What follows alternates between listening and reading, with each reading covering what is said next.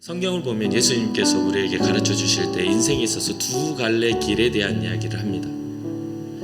그 두 갈래 길은 이 땅에 있는 집을 우리가 바라보고 사는 것과 영원한 하나님의 나라에 대한 것을 바라보고 사는 그 두 갈래 길이에요.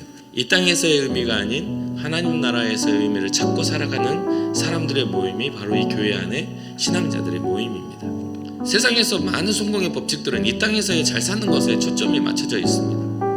그러나 오늘 본문의 이야기 가운데 우리는 초점을 맞춰야 되는 것은 이 땅의 장막은 언젠가는 무너질 수밖에 없다라는 것을 분명하게 말해주고 있는 거예요. 바울은 편지를 받는 성도들과 지금 이 예배를 참여하는 우리에게 이 영적인 비밀을 전해주고 있습니다.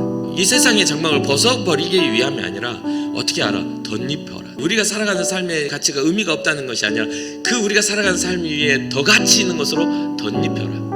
그러면 여기에만 속해서 이것만 보는 것이 아니라 주님의 뜻을 발견할 수 있는 것이다 라고 하는 거죠. 그러니까 여러분 꼭 기억하세요. 현실 도피나 현실 극복의 수단으로 신앙을 사용하지 말라는 겁니다. 근데 우리는 항상 그런 식으로 바라봐. 지금 이 땅을 살아가는 우리의 어떤 이런 소원을 이루는 수단으로 신앙을 항상 바라봐. 근데 그렇게 바라보지 말라는 거죠. 우리의 삶에 일어나는 기적은 결과가 아니라 더 큰 결과를 위한 수단이라는 것을 잊지 말아야 돼요. 기적이 가리키고 있는 것은요, 하나님의 사랑이 있어요. 기적이 가리키고 있는 것은 하나님의 구원이 그곳에 있다는 거예요. 그럼 하나님의 사랑, 하나님의 구원, 진정한 기적은 누구를 가리키고 있어요? 예수 그리스도를 가리키고 있어요. 우리의 마음에 예수가 진짜 내 마음의 구주가 되시고 주님을 사랑하기 시작할 때 기적이 일어나고 있는 거예요. 주님을 도구로 생각하고 신앙을 도구로 생각하는 건 기적이 아니에요. 그의 삶에 놀라운 일이 일어나도 그것은 주님과 상관이 없어요. 우리가 이 땅을 살아갈 때 주님은 우리와 교제하기를 원하셨고 어떤 특별한 놀라운 일을 이루기 이전에 주님은 나와 사랑이 되어야 하기를 원하셨다는 거예요.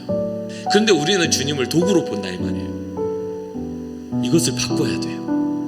우리의 어떤 소원을 이루기 위한 도구로 보지 말고 나를 사랑하는, 나를 정말 염려하시는, 내 인생을 그 누구보다도 가치 있게 하기를 원하시는 정말 우리 인생의 보호자로.